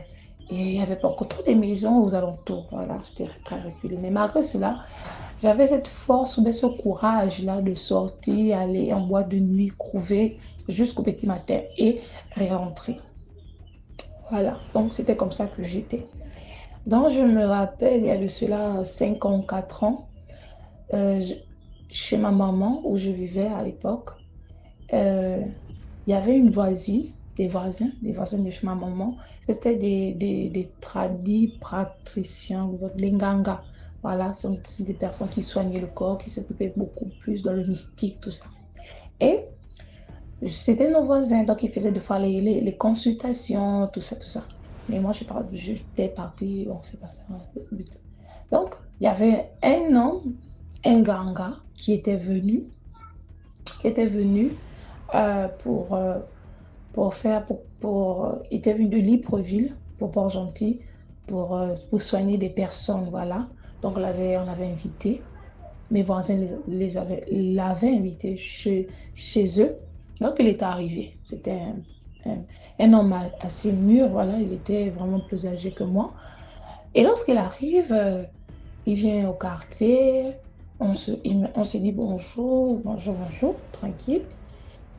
Après, je crois 2 jours après, il a commencé à me regarder, remarquer. Donc, moi aussi, c'était pas trop mon style. Après, un jour, il appelle son fils pour dire à son fils, hein, va m'appeler la petite voisine là, qui est juste à côté là. Son fils vient. Et avant ça, j'avais déjà vu dans un songe qu'il devait venir m'appeler. Donc, quand il vient, comme son fils vient, mon oncle t'appelle, tout ça. Je pars, je dis, ah, moi je savais que tu devais venir m'appeler tôt ou tard. Ah bon, comment tu savais? Je dis, non, je savais ça comme ça. Il me dit, ah ça, ok, d'accord. Il me dit, non, moi je viens de Libreville, je veux vraiment m'amuser, j'ai l'argent. Si tu connais des endroits où on peut s'amuser, tu peux m'inviter, tout ça. Je dis, ok, pas de souci. Je sais que c'est toi qui dépenses. Ok. Donc, le temps passe et je crois une semaine après, je décide, bon, ok, c'est un samedi soir, j'invite mes copines, je dis à mes copines, bon, ok, il y a un papa là qui veut nous inviter, il veut qu'on le fasse découvrir la ville. Donc, soyez prête là-bas, tel jour, ok, d'accord. Donc, le samedi arrive, je dis au papa qui a, tu vois, il me dit, oh non, là, j'ai l'argent, je viens un peu de faire une consultation, on m'a bien payé, la paie au minimum 300 000 comme ça. Ok, je peux m'amuser, ok, pas de souci. Donc, je prends le monsieur, on quitte du quartier, qui est vraiment reculé, hein, bien sûr. On quitte du quartier, lui et moi. On s'en va en ville maintenant pour s'amuser. On va au restaurant avec mes copines. On part dans les snacks, dans les boîtes de nuit. On consomme, on consomme, on consomme, on consomme. Mais ce jour, chose bizarre, c'est que malgré que je consommais de l'alcool, mais je n'étais pas ivre. Mes copines, elles étaient déjà chiffon, elles étaient déjà ivres. Le monsieur, il ne buvait pas de l'alcool, il buvait que les jus, donc il n'était pas ivre aussi. Donc, buvons, buvons, buvons jusqu'à 3 heures, 4 heures comme ça. On lui dit, bon, ok, moi, bon, je disais, je suis fatiguée, rentrons, d'accord. Donc, j'ai dit à mes copines qu'on va vous déposer et on est parti les déposer. Au moment de rentrer, on essaie de chercher un taxi. On cherche le taxi, il n'y a pas de taxi. Donc, on est en train de marcher, marcher, marcher jusqu'à qu'on trouve un véhicule qui nous ramène jusqu'au quartier. Et on arrive, il est 4 heures. Quand on arrive, on descend du taxi, on descend, on est en train de rentrer. Et juste en route, il y avait une poubelle. Et cette poubelle, il y avait un jeune fou qui restait là. C'est un fou, on avait construit une petite cabane pour lui. C'était un prêtre qui venait tout en leur rendre visite, tout en l'amenant la nourriture. Les gens ne comprenaient pas. C'était un fou comme ça. D'accord. Donc on rentre. Je suis un peu fatiguée avec le monsieur et on parle, on parle, on parle. Je regarde un peu vers des compteurs, vers l'herbe. Je vois ce fou-là en train de se cacher. Je dis, bon, je ne prends pas peur, mais je dis à monsieur qui regarde, tu as vu le petit là, le petit fou là. Et monsieur dit, ah, je ne vois rien. Oh, je regarde bien. Oh, je ne vois rien. Oh, je regarde encore. Il regarde, ah oui, c'est vrai. On est en train de marcher. Quand on trouve le marché, on marche, on marche, on marche, on marche. À un niveau, je regarde derrière moi, je vois le fou qui est en train de nous suivre. Mais quand il est en train de nous suivre, il a complètement changé sa manière de marcher, complètement. En fait, il marchait comme si c'était un animal, en fait, comme si c'était un gorille. Un gorille, il marchait. Et quand j'ai laissé m'enlever sa main, quand il a commencé à changer sa manière de marcher, j'ai eu peur, la peur de ma vie, j'ai tremblé. Depuis ma tête jusqu'aux pieds, je tente de trembler. La fraîcheur qui m'a saisi là, je n'ai rien compris. J'ai tenté de trembler, trembler, trembler, trembler. Et quand je tremble comme ça, Seigneur mon Dieu, le papa me dit, calme-toi, calme-toi. Vu que c'était un ganga, je l'ai précisé dès le début, c'était un ganga. Il me dit, calme-toi, calme-toi. Mais je n'arrivais pas à me calmer. C'est comme si mon âme et mon esprit voulaient sortir en fait. Comme si mon âme ou mon esprit voulait sortir. Donc, le fou en train de s'avancer. Et quand il s'avance, les pas qu'il faisait, j'avais peur. Je sentais comme si j'étais en danger, en fait. J'étais en danger. Et le ganga là me dit, calme-toi. Il avait des bracelets et des chaînettes, ce monsieur-là, il avait des chaînettes et des bracelets. Il a commencé à allumer d'abord la cigarette parce que chez nous au Gabon, on dit que si par exemple vous êtes c'est un ganga là, lorsque vous êtes en présence d'un mauvais esprit, lorsque vous allumez la cigarette, la fumée là va le faire fuir. Il allume la cigarette, il est en train de faire des incantations, il est en train de parler dans leur langue de bouddhiste là. Il est en train de parler. Moi, j'ai tenté de pleurer, ma mère, je pleurais, je pleurais. Il me dit, calme-toi, calme-toi. Il pose sa main sur mon cœur, il me dit, calme-toi. Comme s'il parlait à mon cœur, dans mon âme, que genre, reste tranquille, reste tranquille. Il prend la chaînette qu'il avait, il me porte ça autour du cou. On se met juste au coin du mur. On se met au coin du mur. Il porte la chaînette autour du cou. Il porte ça. Quand il porte ça, il me fait porter ce temps pour moi. Désolé, il fait porter ça. Et tout ça, le fou en train de marcher, en train de nous observer. Il est en train d'avancer. Il était au minimum 2 mètres. Oui, 2 mètres de nous. Et on est maintenant coincé au mur. Il prend son bracelet qu'il avait au poignet. Il me fait porter ça. Je te dis, Demush, quand il me fait porter le bracelet là, je suis toujours en train de pleurer avec la panique. Mais j'essaie de me calmer. Après un moment, il s'accroche à moi comme si on faisait un câlin. Il s'accroche à moi. Il me dit, reste tranquille, reste tranquille, reste tranquille. Et à un moment, c'est comme si on avait disparu. Parce que le fou était déjà à 1 mètre de nous. Mais il faisait les signes comme si il était en train de nous regarder. Il était en train de chercher où on était. En fait, il faisait genre, tu vois, quand tu regardes quelqu'un, tu bouges la tête, tu te poses la question, oh, mais la personne là est où? Genre, c'est sa manière, c'est le signe qu'il faisait. Il essaie d'avancer. Mais quand il avance, il est en train de bouger encore la tête. Genre, ils sont où? Ils sont où? Donc, c'est comme si on avait disparu. C'est comme si on avait disparu ce jour-là. Après comme ça, il a essayé d'avancer. Il était presque à côté de nous. Il sentait que non, il n'était plus là. Après, le fou, là, il a tourné son dos. DMG, quand il a tourné son dos, il a fait 1 pas, 2 pas. Il s'est transformé en sachet devant mes yeux. Fou, maman. Il s'est transformé en sachet, le sachet. Et tente de s'envoler. Le fou a disparu devant mes yeux, mon Dieu, mon roi. Il a disparu. Quand il a disparu comme ça, maman, c'est comme si mon âme a dit, ou mon corps a dit, non, moi, bon, mais je pars, je te laisse d'abord ici. J'ai eu la peur, j'ai pissé. Je ne sais pas que la peur faisait pisser. J'ai pissé sur place. La jupe que j'avais inondée d'urine. Après, j'ai dit au papa là que il me dit calme-toi, calme-toi, calme-toi. Il me secoue comme si là, je devais perdre la tête. Il me dit, j'ai dit bon, non, maintenant là, on rentre. Il me dit, on ne peut plus rentrer.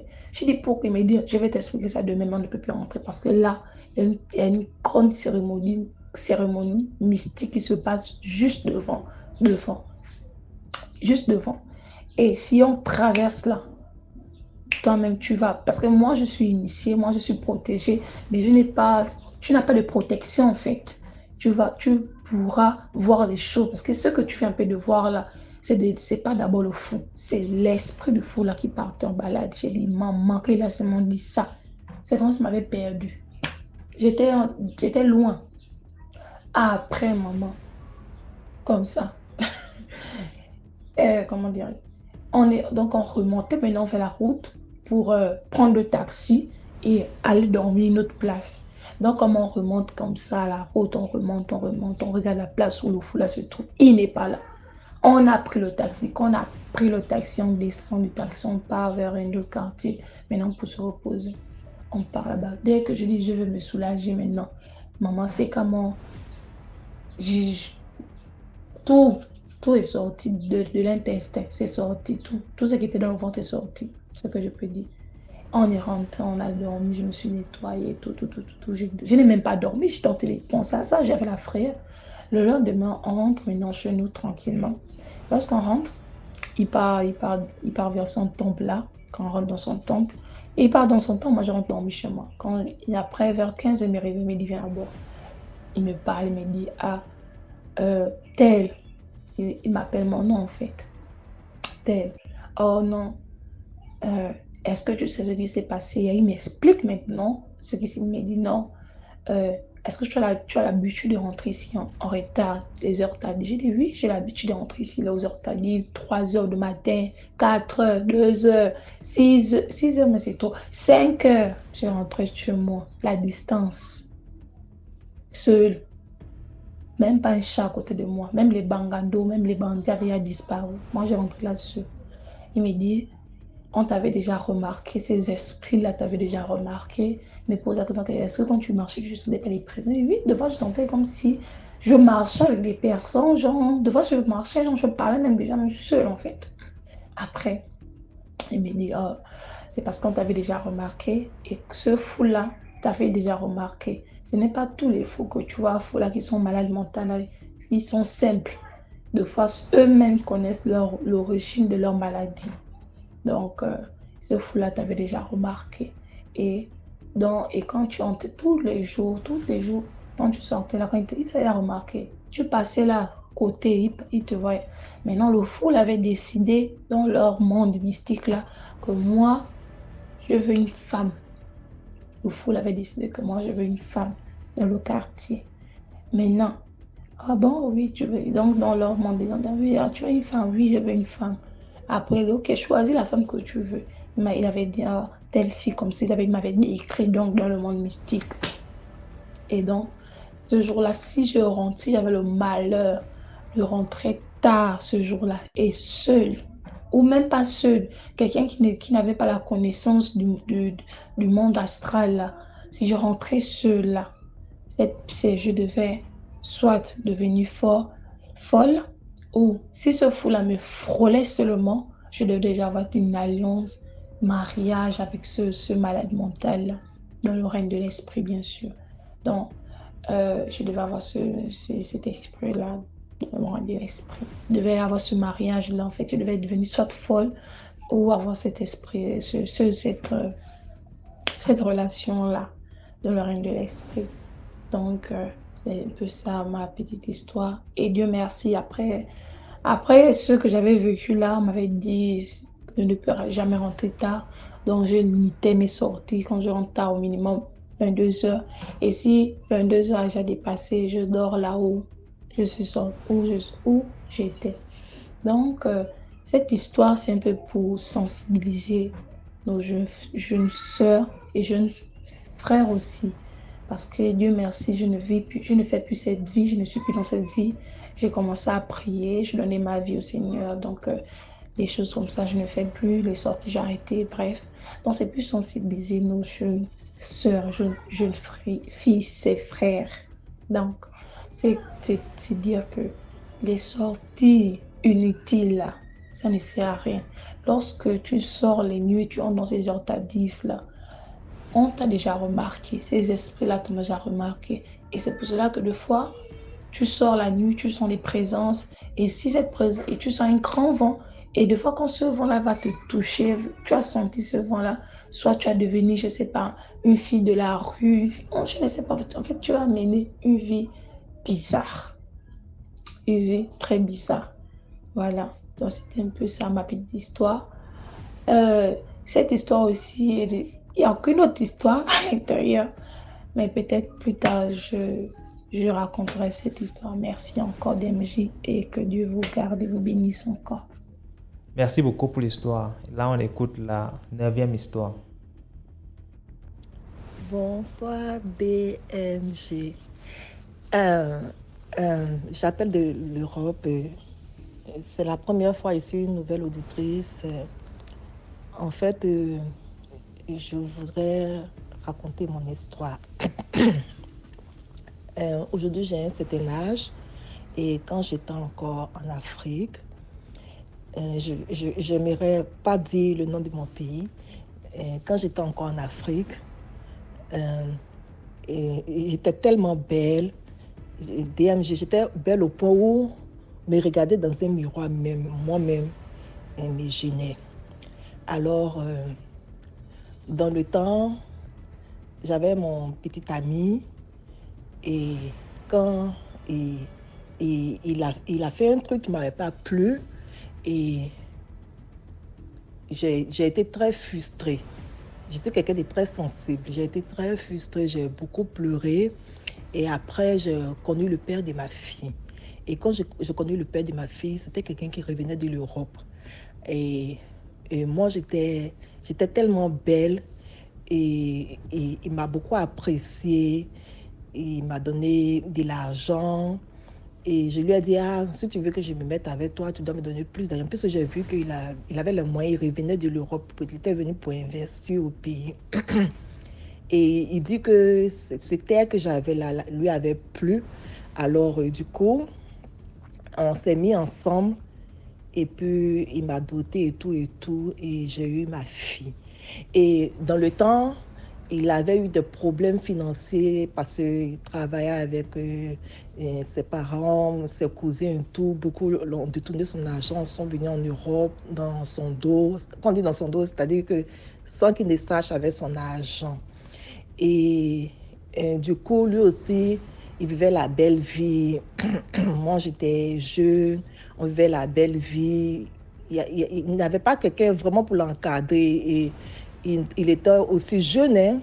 Mais moi, j'étais très jeune que lui, mais lui, il était aussi jeune, puisqu'il avait 30, 31 ans, quelque chose comme ça. Alors, quand j'ai fait ma fille, pour finir, quand il y a eu l'année blanche au pays, il m'a mis dans un pays de l'Afrique. J'ai passé un concours là-bas qui a marché. Mais je ne partais pas à l'école. Je me promenais, mes amis, on partait de pays en pays, c'était comme ça. Et il y a les gens qui me voulaient, les ambassadeurs, ceci, cela. Mais je n'étais pas intéressée. Et à la fin, je me suis retournée au pays puisqu'on a voyagé.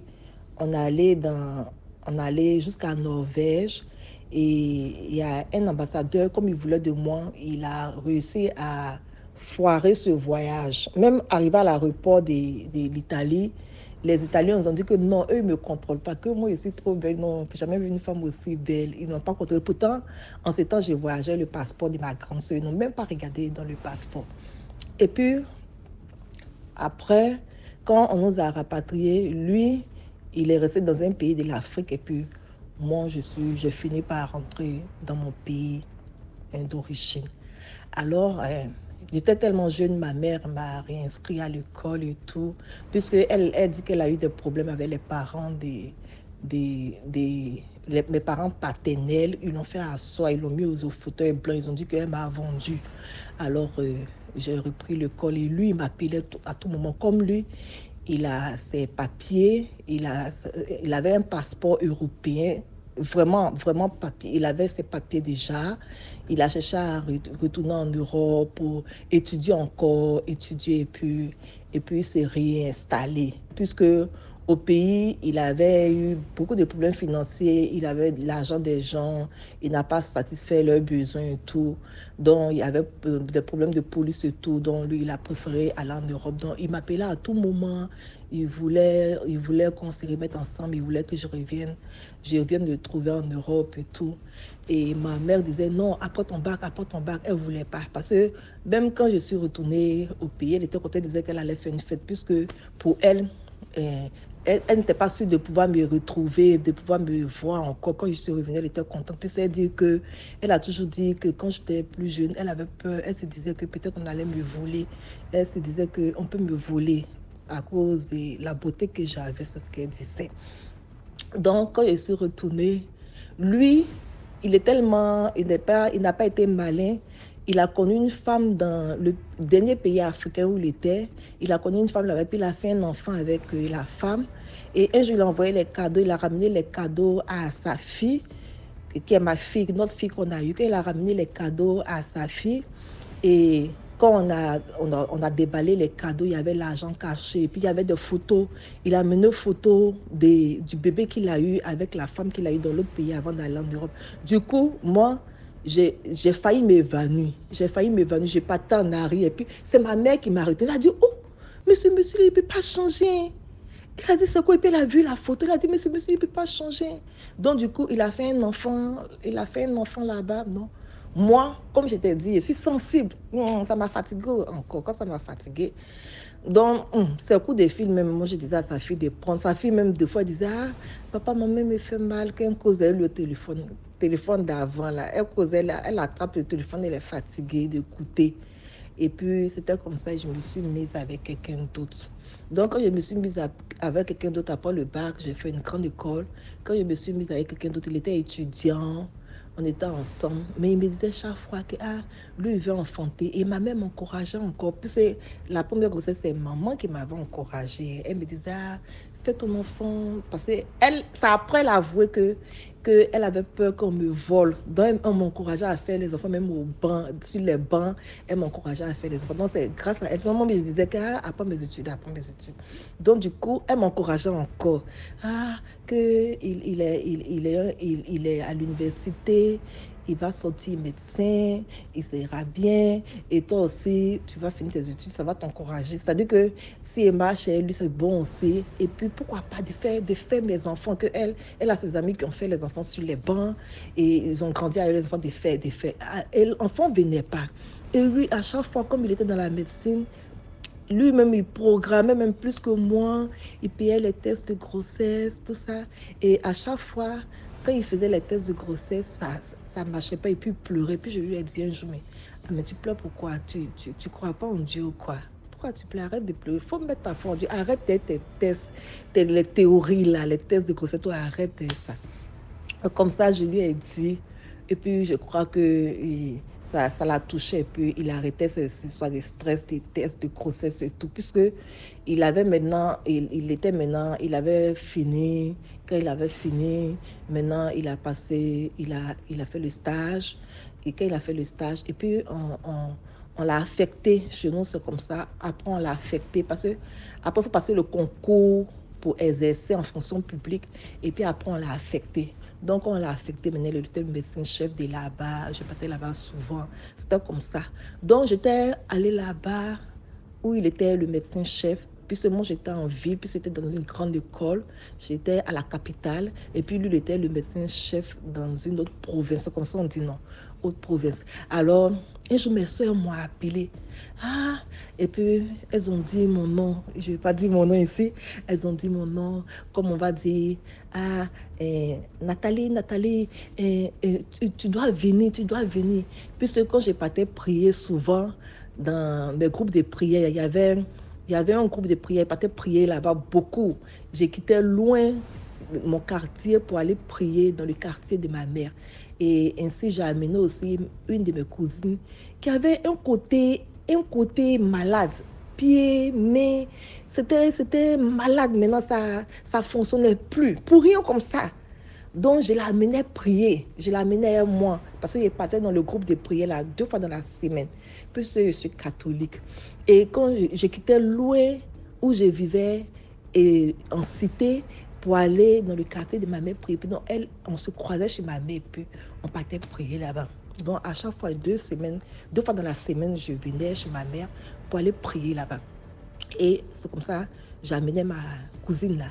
Et c'est comme ça, un jour, j'étais venue encore chez ma mère pour aller prier là-bas. Puis, vous savez, avant là, on raquettait les gars.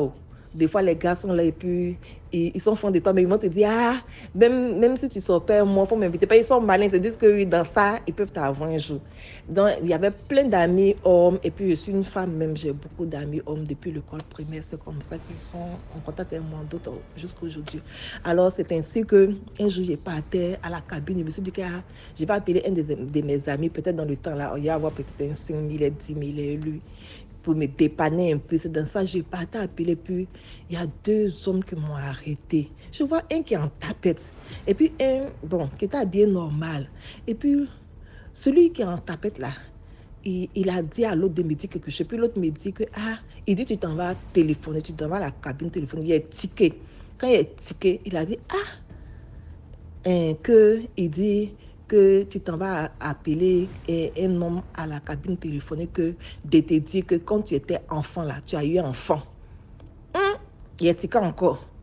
Et puis, le monsieur dit de te dire que le papa de ton enfant là, il a mis serpent dans ton ventre. J'ai commencé à trembler sur moi. Nous, on est croyants, mais à faire des foi, la foi là. On dit la foi, c'est un don de Dieu. Vraiment, c'est un don de Dieu. On est né dedans, dans la croyance, mais 2 fois, les parents, on voyait nos mamans là, 2 fois, elles partaient consulter. Tout ça là, ça nous a fatigués. Donc, du coup, quand il a dit ça, le monsieur a dit que l'argent que tu as sur toi là, de lui donner ça, et puis il va faire ta délivrance. Moi, j'avais au moins 15 000 sur moi, quelque chose de 15 000 plus. Il a tout donné. Parce que là, il y avait délivrance. Pourtant, je suis venue pour aller à la prière. Je suis quittée dans ma commune pour venir pour aller à la prière. Mais là, il a dit de donner l'argent, il a donné. Tellement ma foi était très faible en ce moment. Pourtant, il était toujours à l'église. Il y avait un groupe de prière encore à l'église catholique. Et puis, il partait dans un groupe de prière encore 2 fois dans la semaine. Loin de chez moi. Mais c'est moi, quelqu'un m'arrête et puis je donne l'argent. Donc maintenant, j'ai dit oui, je veux. J'étais là parce que je voulais la délivrance. Et puis ils disent que oui, ok, des venus, ils vont me parler, ils vont m'expliquer comment ça s'est passé. Donc le temps d'aller me mettre quelque part là, pourquoi on cause là, je vois la femme chez qui on va faire délivrance, je vois son fils passer. Et puis, j'ai dit, mais Dominique, ça c'est un signe, c'est un signe. Il a dit mon nom. Il a dit, ça c'est un signe pour montrer que tu ne dois pas écouter cela. En même temps, Ils me disent qu'ils vont m'amener au bord de l'eau. Mais je vais voir quelque chose sortir de l'eau là. Si je vois quelque chose de sortir de l'eau là, de ne pas avoir peur. Ça sera pour les gens bizarres, mais de ne pas avoir peur. Maintenant, maintenant, il était là, il dit, ah, mais de toute façon, tu as vu le frère là. Tu ne dois pas les écouter. Il faut partir, quelque chose me parle. Et puis, je suis là, je les laisse parler. Puis il me dit encore que c'est dans ça. Avant que je vais aller au bord de l'eau là. Puis l'autre, il ne parle pas français. Hein. Celui qui dit qu'il est quitté au Mali là. Il ne parle pas français. Hein. Pour m'aborder là même là, ils ont dit que oui, le gars cherche quelqu'un qui s'appelle Tan, qu'il est quitté au Mali. Et est-ce qu'il ne connaît pas le monsieur, que le monsieur habite dans une autre commune. Il dit, monsieur, ils disent quoi même? Ça ne tombait pas debout. C'est où il a dit que tu t'auras appelé dans la cabine, là. C'est là ils m'ont eu. Où il a dit que tu as fait enfant quand tu étais enfant. Et puis voilà, le monsieur a mis ses poings dans ton ventre. Il a voyagé la langue guinée, là. C'est là ils m'ont eu. C'est dans ça maintenant. Où ils vont tout gâter, là. Il dit, celui qui est bien habillé, là, il dit que l'autre l'a dit, de me dire que je dois coucher lui d'abord. Avant, ils vont aller faire le travail. Qu'est-ce que ça se passe? Mais j'habite où? De venir, je vais leur montrer où j'habite là, on va faire un rendez-vous. Et tellement, je ne savais plus quoi faire, je leur ai montré où j'habite, chez ma maman là-bas. Et puis, on a fait le rendez-vous. Je ne suis pas venue au rendez-vous, hein. Il a fui, je ne suis pas venue au rendez-vous. Parce que le fait même qu'il a dit, je dois coucher l'autre là, j'ai vu que c'est n'importe quoi. C'est que, où ils ont gâté mon totem là, c'est couché là, ça m'a fait fuir. C'est là qu'il m'a sauvé. C'est dans ça maintenant. 2 ans après, quelque chose de 2 ans après, mes grands-soeurs m'appellent. Il était dans l'autre ville là-bas. Et le papa de mon second enfant là. Mes grands-soeurs m'appellent. Mes grands-soeurs sont très sages. Elles sont éduquées. C'est des femmes très éduquées. Mais elles m'appellent. Faut venir que la camarade de ma cousine, avec qui je vais prier 2 fois par semaine là. Ma cousine est venue avec sa camarade. Puisque ma cousine, elle a reçu sa délivrance devant moi. Elle a été délivrée, elle guérit tout. Hein. En même temps, elle a commencé à faire le prophétie. Donc, maintenant, elle va dans une église dans son secteur là-bas. Elle a connu une camarade. Elles font le prophétie. Elle prie pour les gens. Elle a eu sa délivrance. Elle a reçu la prophétie. C'est dans ça maintenant. Elles disent que oui, ma cousine est venue avec sa camarade. Sa camarade a prié pour elle. Mes grands-sœurs disent sa camarade a prié pour elle toutes. Et qu'elle a vu ma photo dans le salon de mes parents. Sa camarade dit qu'elle veut me voir. Elle n'a qu'à m'appeler, elle veut me voir. Qu'elle dit de venir. Donc du coup, j'ai dit, mes soeurs, elles sont très sages. Elles ne sont pas comme ça. Donc je dois prendre ça au sérieux. Et puis, j'ai dit au père de mon fils, je lui ai demandé la permission, puis je suis venue sur la capitale. Quand je suis venue, et puis la fille m'a dit, j'ai vu la fille, effectivement, on a fait rendez-vous. Elle est venue, on allait dans la chambre. Quand on allait dans ma chambre, elle a dit d'attacher le foulard, on a prié. Et puis, quand j'ai attaché le foulard, on s'est mis en genou, on a commencé à prier. Puis elle me dit, j'ai un serpent dans le ventre. Je suis sautée. J'ai dit, Puis c'est que, comme moi, l'autre là m'avait dit là, je n'ai jamais dit à quelqu'un, parce que c'est quelque chose même là que tu préfères même oublier, puisque tu ne sais pas comment tu as dit à quelqu'un. Et depuis 2 ans, on m'avait dit, et je cherche à faire enfant, et le père de mon fils là, ça ne venait pas. Et en temps lui, il a commencé à exercer, l'argent rentrait. En temps lui-même, il a été héritier de sa grand-mère. Donc il y avait le jeton même, c'était bon. Donc maintenant, il pleurait pour enfant, Et ma mère m'encourageait, mon père, puisque mon père était ami à son père dans le temps, ça, après on a découvert tout ça. Et lui, il a fréquenté, il a exercé ma grande soeur, tout ça. Donc c'était cool, quoi. Et on est de la même ethnie. C'est dans ça maintenant. J'ai dit, quelqu'un m'a dit ça là. Oh! Puis je n'ai jamais dit à quelqu'un. C'est que l'autre m'avait dit depuis presque 2 ans. Donc c'est dans ça maintenant. Elle a posé, la petite fille a posé sa main, une main sur moi. Et puis elle a dit, calme-toi, tu sais, Dieu ne ferait pas tes enfants. Et puis elle dit, et puis l'autre, quand il a expliqué, elle a dit, elle allait voir le serpent sortir en bas de moi. Maintenant, il a dit que, elle dit, non, Dieu ne ferait pas ses enfants, calme-toi. Il a dit, mais moi, je ne vais pas voir le serpent sortir en bas de moi. Elle dit, non, calme-toi, que tu n'as pas à voir le serpent quand il va sortir en bas de toi. Mais tu as à le voir quand il va sortir de ta chambre. C'est là il me suis apaisé. Puis elle a dit, on va prier. Et que tu sais pourquoi Dieu veut faire ça pour toi? J'ai dit non. Elle dit, Dieu veut faire ça pour toi parce que c'est le papa de ta fille qui a mis ça dans ton ventre. Mais Dieu veut faire ça pour toi parce que lui, il a fait ça pour ne pas que tu enfantes encore avec un autre homme. Parce que lui, il allait faire ça pour peut-être qu'il allait me récupérer après, tu vois, non. Donc c'est dans ça, elle a dit que Dieu veut faire ça. Là, quand tu vas enfanter, là, quand il va savoir que tu es enfanté, il va savoir que toi, ton Dieu est le vrai Dieu. Qu'il allait jusqu'en Guinée pour faire ça. C'est dans ça on a prié. Quand on a prié là, DMG. Mon mais c'est pas dans quel coup, pas enfin est venu. Quand enfin est venu là, mon mère dit au revoir de mon fils un jour. Est-ce que tu sais que l'enfant n'est pas venu dans une mauvaise période? Il dit comment il voulait te dire, mais il a eu peur que tu étais fâché. Donc c'est dans ça, j'ai accouché DMG. Donc c'était pour parler de mon histoire. On ne peut s'accrocher à Dieu. Aujourd'hui, là, moi j'ai la foi totale en Dieu. Hein. Et aujourd'hui, cet enfant-là, il fait ma fierté. Mes 2 enfants font ma fierté. Et on ne peut s'accrocher à Dieu. Avec Dieu, on ne change jamais. Merci pour ton émission. Merci pour tout. Ça me rappelle le conte d'Afrique au pays quand on partait en colonie de vacances. On nous racontait le conte, même dans les villages, même les soirs, nos tontons. Et ça nous enseignait. On avait oublié tout ça aujourd'hui. Ça nous apporte un réveil. Moi, ça me fortifie encore dans la foi. Merci pour tout. Que Dieu vous bénisse et puis on est ensemble. Merci beaucoup pour l'histoire. Maintenant, on écoute la 10e histoire. Bonjour DMG. Je pense que tout va bien chez vous. Ok, moi aussi, ça va bien par la grâce de Dieu. Tout va bien chez moi. Je vais raconter mon histoire.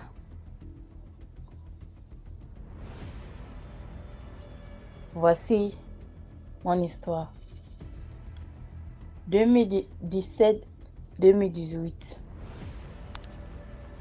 En allant 2019. C'est dans 2018 ça. J'étais partie sur mes oncles. Je veux dire mes tontons, les frères de ma maman. C'est ma grand-mère. C'est ça. Puis j'étais là-bas un jour. Vous savez, si le temps de grandes vacances, il y a les élèves qui sortent pour aller au moins un peu loin. Donc j'étais là-bas. C'est là qu'un jour, je suis partie parce que dans la maison de mon grand-père, il a 3 femmes. Donc c'est trop large. Souvent, je sors là-bas pour partir sur mon tonton. C'est le frère de ma maman. Comme ça, un jour, j'étais partie là-bas et j'étais mes cahiers de maison. Et à un moment, je me suis endormie. Je me suis endormie avec les enfants de le frère de ma maman. C'est là que j'ai dit ok. C'est là, en dormant, je n'ai même pas encore dormi. C'est là que j'ai vu 2 femmes. Dans mes rêves, dans mon rêve, 2 femmes. Elles sont habillées noires. Et les cheveux comme ça. Les ongles, les mains. Ils sont venus pour m'aider. Je ne sais pas ce qu'ils vont enlever. Ils veulent enlever dans mon corps. Donc ils m'appellent. Là, moi, je les vois. Tout a commencé là-bas. Moi, je les vois. Je vais crier, je ne peux pas. Mais j'ai dû prier. Mais je n'ai pas vu le temps que la Bible est rentrée dans ma main. C'est là que je l'ai assassiné. Je n'ai plus la Bible. À l'époque, c'était le Nouveau Testament. Je n'avais pas encore la vraie Bible. Quand je suis rentrée, je n'ai rien dit. Comme les grands-mères, les mamans, ils ne croient pas les rêves des enfants. C'est là que je suis rentrée, je n'ai rien dit. J'ai réveillé mes cousines. On est rentré. J'ai dit ok. Par la grâce de Dieu, ça va aller. Je suis allée là, j'ai prié. Comme ça, j'ai dormi jusqu'à le lendemain. Jusqu'à le temps que je partis chez moi. Donc, on est parti chez moi pour retourner à l'école. Moi, un jour, on est reparti à l'école. Je suis partie à l'école, donc on nous a dit non, on va retourner pour. On va retourner pour. Donc il y avait la pluie comme ça. Moi, j'ai dit ah, je vais rentrer dans la chambre. Comme on avait l'arachide dans les sacs comme ça, je vais m'allonger sur ça au moins pour faire 2 minutes ou 1 minute. C'est là, je dormais. Je n'ai même pas dormi. Je vois, je ne sais pas si c'est quoi. C'est comme un lion, mais ce n'est pas lion. Il y a un petit corps, mais c'est comme lion. Ça m'a attrapé le cou. Je vois seulement, hein, je n'arrive pas à prier. Je voulais dire au nom de Jésus, je ne peux pas. Je voulais prier, je ne peux pas. Donc j'ai dû prier dans mon cœur. Il dit, hé, qu'est-ce qui se passe aujourd'hui? Avant, c'est moi qui dormais devant la porte. Ce jour-là, j'ai dit à maman, elle ne m'a pas cru. J'ai dit, j'ai vu ça de mes propres yeux. Comme je ne connais pas le nom en français. J'ai vu ça de mes propres yeux comme ça. Donc ne me crois pas toujours. Malgré je suis partie pour dormir. Derrière là-bas, j'ai dit, je ne peux plus dormir là-bas parce que j'ai peur. Ça voulait me tuer. C'est là. Un jour comme ça, je dormais encore la nuit. J'ai fait un rêve que j'ai vu. Je partais sur j'ai dit, l'oncle de ma maman. Ils habitent chez nous là-bas, c'est pas loin. Donc un jour, comme ça, je partais dans mes rêves. J'ai vu gorille. Il est debout comme ça. C'est comme costume de gorille quoi. Mais il n'est pas gorille. C'est quelqu'un qui est transformé comme ça. Le grand détail. J'ai dit, hey, j'ai prié. J'ai en train de prier comme ça. J'ai en train de prier comme ça. C'est là que j'ai vu la Bible est venue dans ma main. Donc je l'ai chassée. Devant encore, j'ai vu même chose. Il dit, hey, ça c'est pas pour rien. C'est là que je dis, hey, mon Dieu, comment je vais faire? Comme ça, comme je suis venue, comme j'ai dit ça à ma maman, elle ne dit rien, elle me dit non, les enfants, ils dorment là, ne se réveillent pas, moi là je dors, je ne me réveille pas. Comment je peux faire un rêve? C'est là, quand j'ai fait le mauvais rêve, je ne dis même plus. Je suis là seulement. Pour ça, pendant 3 fois, ça a transformé, 3e fois, ça a transformé dans mon village, la 3e fois. Ça s'est transformé un dinosaure ou quoi là.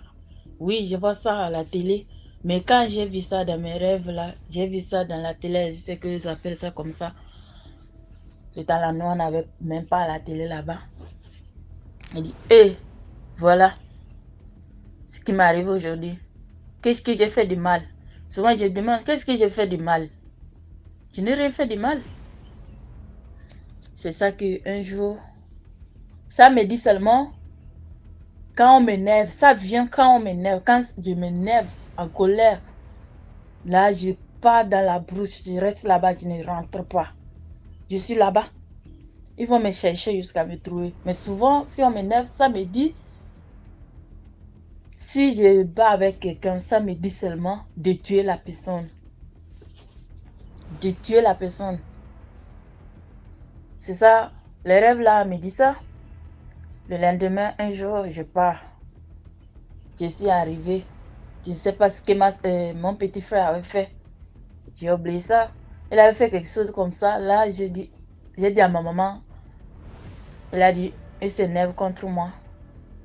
Donc là, je suis partie. Ça me dit seulement de monter, de grimper en haut et de sauter. C'est là que je suis grimpée. Moi aussi, j'aimais bien, je grimpe bien les arbres. J'aimais bien grimper les arbres pour rester là-bas en haut. C'est comme ça que je suis revenue. Là, je suis partie. J'étais partie. Là, il y a un autre jour qui m'a énervé. Je suis partie dans les comment on appelle? Au cimetière. Je suis partie là-bas. Je suis partie là-bas. Je pleure. J'appelle je n'ai plus de papa. Donc, je pleure là-bas, je pleure, je pleure. Et un jour, un temps, j'ai vu quelque chose tomber. Boum. Je me suis levée, je ne vois rien. Comme ça, là, j'ai dit, ok. Bah, je n'ai pas peur. Je n'ai peur de rien. Donc, ici, là, ça a fait comme ça a parti. Comme ça, je viens au Gabon en 2018. Comme ils savent que je vais me lever pour venir, ils m'ont suivi. Donc, au Nigeria, comme ça. Donc, le jour que, le lendemain, bah, aujourd'hui c'est mercredi, à jeudi, on va partir. On va venir au Gabon ici. Là, j'ai vu la nuit, il y a une fille là-bas aussi qui m'a énervé. Là, ça me disait seulement de prendre machette. Donc, j'ai pris machette. Donc, je voulais lui faire de mal. Lui, elle est quittée le lieu pour partir. Donc, je parle seul maintenant. Je parle seul. Heureusement, il y avait aussi les Béninois, pasteurs là-bas. On s'entendait bien. C'est eux qui m'avaient aidé. Je vois seulement, ça me montre seulement d'aller dans la mer. D'aller là, je suis partie pour m'asseoir devant. Et là-bas, il y a un monsieur qui m'a demandé qu'est-ce qu'il y a. Je n'ai rien dit. Qu'est-ce qu'il y a? Je n'ai rien dit. Mais je parle seulement, je dis je m'en vais, je m'en vais, je m'en vais. Là, le monsieur là m'a ramené là-bas, ils ont appelé le prophète là. C'est là qu'ils sont venus pour prier sur moi, pour prier sur moi, pour prier sur moi. Je pas seulement de me laisser, je veux m'en aller là-bas, je veux m'en aller. Ça me dit seulement comme ça. C'est là que ça allait bien. Et le lendemain, on est venu au Gabon ici. Au Gabon ici, je suis arrivée. Mon travail, ça ne va pas, ça ne va pas, ça ne va pas. Quand je trouve ici, non, je trouve ici, non. C'est là que j'ai appelé ma maman pour lui dire, maman, depuis que je suis arrivée, mon travail, ça ne va pas, ça ne va pas. Il a dit, va aller, il y a un de ses frères qui est un féticheur ou marabout là. J'ai dit non, maman, moi je ne veux pas parce que moi, je l'ai conseillé, dit non, moi je ne veux pas marcher dans deux pieds. Je ne veux pas dire que je suis chrétien, je vais encore rentrer ici. Je ne veux pas, on ne veut pas prendre tous les 2 yeux pour regarder dans bouteille. Donc j'ai dit de laisser. C'est là que j'ai prié comme ça. Et un jour, j'étais dans un travail. Là-bas, j'ai vu que je suis tombée. Évanouie, je ne voyais plus rien. Je vais laver les assiettes, ça ne va pas. Je vais laver, ça ne va pas. Donc j'ai vu que heureusement, j'avais chauffé de l'eau pour déposer à côté. Par la grâce de Dieu, je suis tombée là. Je n'ai pas arrivé là où il y a de l'eau chaude. Il y avait ma patronne et mon patron là-bas. Donc ils ont couru pour venir m'aider. Je ne pouvais plus rien dire. Mes dents étaient serrées. Je ne peux plus rien. Je vois seulement pour rien. J'entendais, mais je ne peux rien dire. Je ne peux même pas me lever. Donc ils m'ont amené à l'hôpital. Les hôpitaux, là-bas, ils ont dit que non, il n'y a plus le sang, il n'y a plus de l'eau dans mon corps. Donc ils sont partis pour payer de l'eau. Ils ont fait de l'eau, ils sont partis pour payer. Ma soeur est partie pour payer le sang avec l'ordonnance de la patronne là. Comme ça, jusqu'à je suis revenue. Jusqu'à je suis revenue. Et j'ai trouvé notre travail. Ça ne va pas. J'ai trouvé notre, ça ne va pas là. J'ai dit, oh Dieu, pardon. Je ne sais pas ce que j'ai fait. Je ne sais pas ce qu'ils m'ont fait là-bas. C'est toi seul qui sais ce qui se passe. J'ai pris comme ça jusqu'à un jour. Je suis partie de l'agence, là où la maman qui cherche le travail pour nous. Là, j'ai appelé et il m'a dit de venir. Là, je suis venue là, ma patronne, là, je suis là. Un jour, je l'ai appelé. Donc, c'était pas moi qui viens ici. Je ne sais même pas comment ça s'est passé. Et c'est moi qui est venu ici. Voilà, je suis là ici jusqu'à aujourd'hui. Ça fait bientôt 2 ans et demi. Je suis là ici. Et je veux dire aux femmes, nos parents, je vous en prie, vous les parents qui négligent les enfants, si vous dites quelque chose, pardon, ne négligez pas. Ne dites pas que non, il dort, ne se réveille pas. Même le bébé qui est né aujourd'hui, il fait les rêves bizarres. Si ma maman m'avait écouté, je ne devrais pas devenir folle, devenir quelqu'un qui ne... J'étais devenue quelqu'un de folle.